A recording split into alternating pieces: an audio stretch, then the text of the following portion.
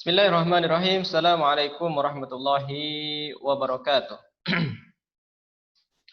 Alhamdulillahirabbil alamin wa bihi nasta'in wa ala umurid dunya waddin. Wassalatu wassalamu ala asyrafil anbiya wal mursalin wa ala alihi wa sahbihi ajmain amma ba'du. Alhamdulillah pada kesempatan hari ini kita bertemu kembali dalam pembelajaran tajwid ya. Yang sebelumnya di pertemuan pertama, di sesi pertama kita sudah membahas terkait dengan muqaddimah ilmu tajwid, definisinya, hukumnya, dan tujuan mempelajari ilmu tajwid. Dan kita sudah masuk ke materi inti, ya, yaitu hukum mad dan pembagiannya. Itu di pertemuan pertama. Selanjutnya di pertemuan kali ini, yaitu yang sesi kedua, kita akan masuk kepada pembagian mad, ya, yaitu pembagian pertama mad tabi'i. Ya, sebagaimana yang kita ketahui, pembagiannya ada dua, ada mad tabi'i, ada mad far'i. Nah, sekarang kita akan membahas mad tabi'i dan sedikit dari pembahasan mad far'i. Baik, kita lihat dulu slide yang akan saya tampilkan berikut.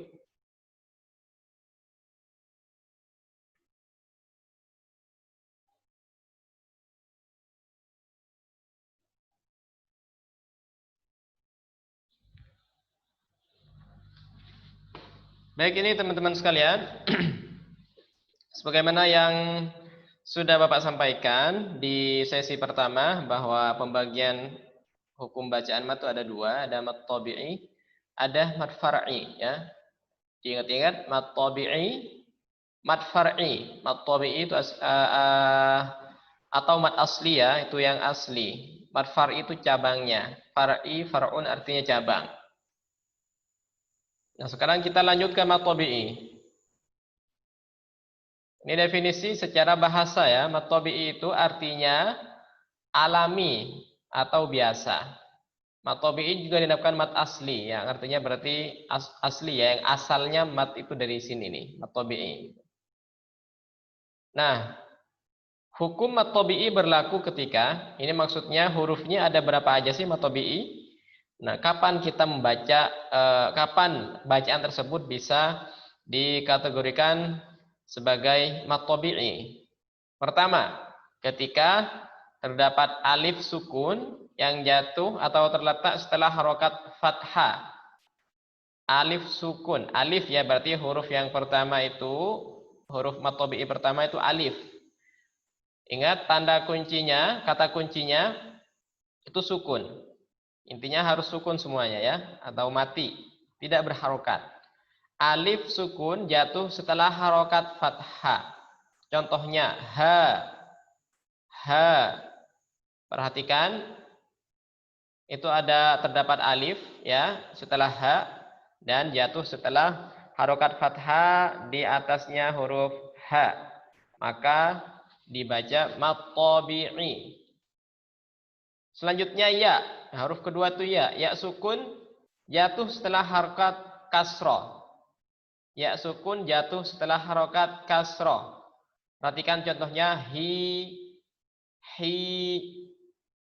Di situ terlihat ya sukun, ya, jatuh setelah harokat kasroh yang ada pada huruf ha. Selanjutnya waw sukun jatuh setelah dhamma. Perhatikan contohnya nu, nu. Wawnya berharokat sukun, mati. Kemudian sebelumnya atau jatuh setelah harokat dhamma di atas huruf nun. Nah, ini huruf-huruf mad tabi'i, ya, teman-teman. Jadi ada tiga. Alif sukun, ya sukun, dan waw sukun. Jadi mad tabi'i itu ada tiga. Mad itu ada tiga, ya. Alif, ya, waw. Bahkan pada hakikatnya huruf mad itu ada satu, ya. Sebenarnya ada satu, alif saja. Kalau di matan Jazari itu disebutkan lil jaufi alifun wa ukhtaha. Lil jaufi alifun wa ukhtaha wahi hurufu maddin lil hawa'i tantahi, ya. Jadi huruf-huruf yang keluar dari jauf atau apa ya, rongga mulut ini, jauf, itu ada alif, ya, huruf mad. Wa ukhtaha, dan saudaranya alif, dan dua saudaranya alif, yaitu ya dan waw. Pada hakikatnya hanya satu alif, ya dan waw itu saudaranya, ya. Tapi dihitung tiga juga, alif dan saudaranya, ya dan waw.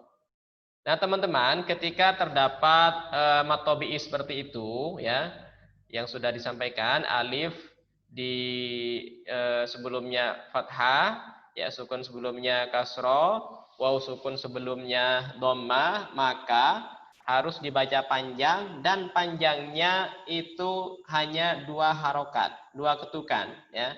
Contoh, nuhiha, nuhiha. Perhatikan, jangan sampai lebih dari 2 harokat. Ini panjang yang paling rendah, ya. Nuhiha. 2 harokat itu sama dengan 1 alif, artinya hanya diayunkan saja. Nuhiha. Contoh di Al-Quran, Perhatikan, la tidak boleh lebih dari itu. Bismillahirrahmanirrahim. Perhatikan, itu mad tabi'i. Jadi nggak boleh lebih dari panjangnya 2 harokat. Tidak boleh kita baca Bismillahirrahmanirrahim. Karena itu berarti melebihi dari 2 harokat. Ya. Jadi panjangnya mad tabi'i hanya 2 harokat. Ini contoh dalam Al-Quran, ya. Perhatikan, sangat banyak sekali, dan paling banyak itu memang mad tabi'i. Contoh ini, yang berwarna merah itu mad tabi'i, ya. Allazi yuwaswisu fi sudurin nas. Perhatikan, allazi, ya sukun sebelum jatuh setelah harokat kasroh. Ya sukun tadi kan ada ya, ya. Kemudian fi juga sama, ya sukun jatuh setelah kasroh. Sudu itu waw sukun jatuh setelah harokat dhamma. Itu contoh dalam Al-Quran. Jadi bacanya tidak perlu panjang-panjang, hanya cukup 2 harokat, atau cukup kita ayunkan aja sebentar. Allazi yuwaswisu fi sudurin nas. Begitu. Baik, itu pembelajaran atau pembahasan terkait dengan mad tabi'i, ya. Sangat mudah sekali untuk mad tabi'i, tinggal dipraktekkan nanti di rumah masing-masing. Berikutnya mad far'i, ya. Far'i sendiri artinya adalah cabang. Far'un, faru'a, yafra'u far'an, ya. Mad far'i merupakan kebalikan dari mad asli. Dari segi bahasa, mad far'i artinya mad cabang. Sedangkan dalam istilah ilmu tajwid, mad far'i adalah mad yang terdapat hamzah atau sukun setelahnya. Nanti mad far'i dibagi-bagi lagi, ada yang karena hamzah, ada yang karena sukun. Dalam kitab Tuhfatul Atfal dijelaskan, wal akharul far'iyyu mauqufun ala sabab ka hamzin aw sukunin musjalah. Dan yang lainnya mad far'i terjadi karena adanya sebab seperti hamzah atau sukun mutlak. Pengertian di atas didapati bahwa apabila mad bertemu hamzah atau sukun maka dikategorikan mad far'i. Nah, ini pembagian mad far'i, ya. Mad far'i terbagi menjadi 2. Yang satu karena sukun. Maksudnya apa? Dibaca mad, dibaca panjang dikarenakan posisi wakof, ya. Sukun, sudah berhenti gitu, wakof, maka harus dibaca sukun. Yang kedua karena hamzah. Nah, dibaca mad itu karena terdapat hamzah. Nah, kita masuk ke pembagian mad far'i yang pertama yang disebabkan oleh hamzah. Yang pertama mad wajib muttasil. Ya, yang pertama mad wajib muttasil. Definisinya apa? Mad asli bertemu hamzah dalam satu kata. Perhatikan, Jika ada kata-kata mad asli, artinya itu adalah mad tabi'i seperti yang sudah kita pelajari barusan ya, yang tidak lama kita pelajari itu mad asli. Mad asli bertemu dengan hamzah dalam satu kata. Contohnya, as-sama'u, ja'a. Perhatikan huruf yang berwarna merah di kata-kata as-sama'a, as-sama'u ya. Perhatikan di situ tadi definisinya adalah mad asli. Kita cari dulu mad aslinya.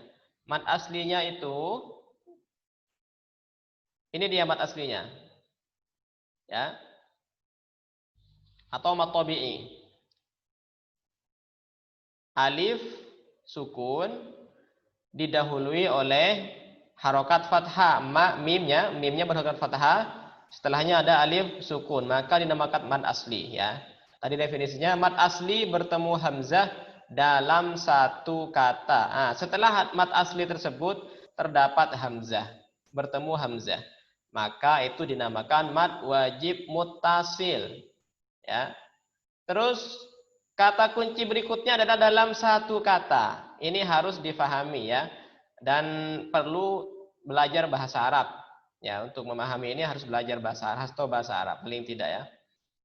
Satu kata itu maksudnya tidak terdiri dari dua kata. Contohnya as-sama'u artinya langit, atau ja'a artinya datang. Dia hanya satu kata. Karena nanti ada macamnya lagi yang mad asli bertemu hamzah dalam dua kata. Nanti akan kita jelaskan berikutnya. Nah, panjang mad wajib mutasil itu 4 sampai 5 harokat. Ya, ini panjang. Boleh 4 harokat, boleh 5 harokat. Contoh, as-sama'u ja'a. Boleh juga 5. As-sama'a. Contohnya, contoh di Quran itu was-sama'i wat-tariq. Ya, panjangnya bisa 5, bisa 4. Tetapi teman-teman harus konsisten. Jika biasa membaca 5, maka terus baca 5. Itu harus konsisten di semua bacaan Al-Quran. Itu yang pertama ya. Yang mad far'i yang disebabkan hamzah adalah mad wajib muttasil. Selanjutnya, mad jaiz munfasil. Mirip ya. Ini mirip. Ini harus dipahami betul-betul. Mad jaiz munfasil adalah mad asli bertemu hamzah. Nah, perhatikan tadi sama dengan mad wajib muttasil ya. Mad asli bertemu hamzah, tetapi kata kunci yang ketiga itu berbeda. Yang pertama mad asli, tadi mad tabi'i. Yang kedua bertemu hamzah. Nah, yang ketiga, jika yang pertama tadi mad wajib muttasil bertemu dalam satu kata, maka mad jaiz munfasil bertemu di lain kata. Contohnya, inna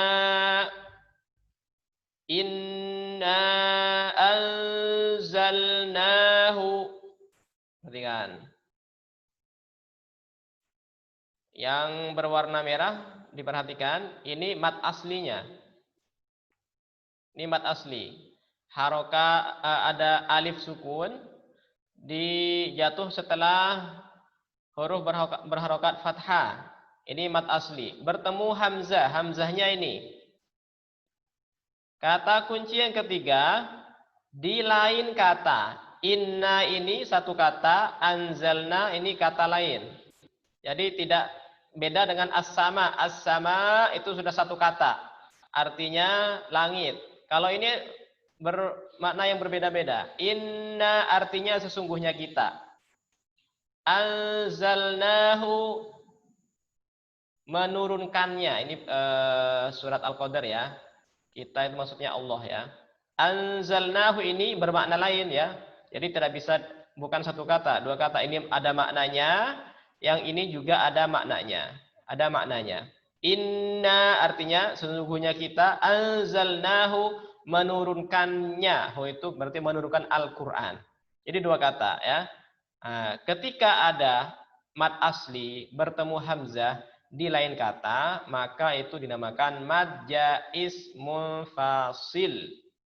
Panjangnya, jika tadi mad wajib mutasil 4 sampai 5 harokat, maka mad jaiz munfasil ini boleh 2 harokat, boleh 4 harokat, boleh 5. Boleh panjang banget seperti mad wajib, contohnya inna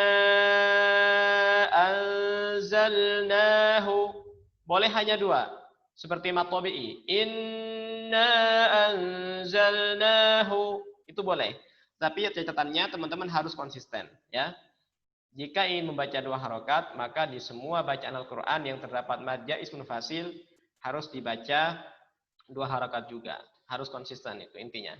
Baik teman-teman sekalian, itu penjelasan 2 macam mad far'i yang sebab hamzah ya. Ada mad wajib muttasil dan mad jaiz munfasil.